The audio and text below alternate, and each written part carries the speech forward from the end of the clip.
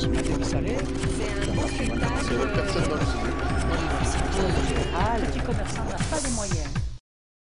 Il est 15h46 au Japon lorsque le tsunami se forme au large de la côte Pacifique, dans le sillage du puissant séisme qui vient de frapper le pays. D'abord ce tourbillon comme un cyclone au milieu de l'océan, ce chalutier est pris au piège.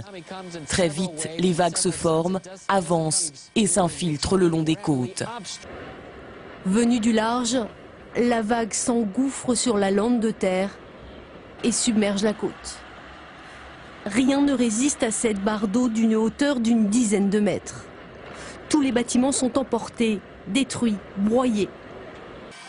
Une vague si puissante qu'elle peut déplacer un semi-remorque comme un simple jouet.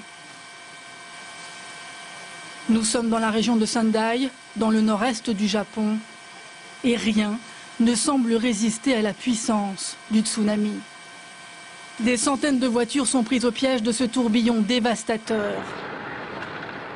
Impossible pour le moment de savoir ce que sont devenus leurs occupants.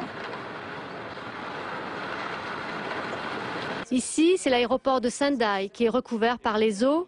On trouve refuge sur les terrasses de l'aérogare. Même scène de chaos, voitures et camions passent au milieu des flots.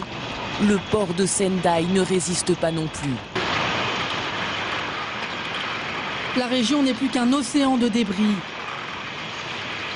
L'eau submerge les ports. Le bilan ne cesse de s'alourdir. 200 à 300 corps ont été retrouvés sur une plage de Sendai, région particulièrement touchée par le tsunami. Dans les zones les plus habitées, des habitants impuissants agitent des chiffons pour être visibles des hélicoptères qui survolent la région sinistrée. Plusieurs incendies se déclarent dans le pays, notamment dans une centrale nucléaire et dans cette raffinerie située près de Tokyo, d'où s'échappent des flammes de plusieurs dizaines de mètres de haut. L'ampleur des destructions est impossible à évaluer pour l'heure. Ce séisme est le plus violent qu'ait connu le Japon depuis 140 ans. C'est un beau spectacle. Personne dans le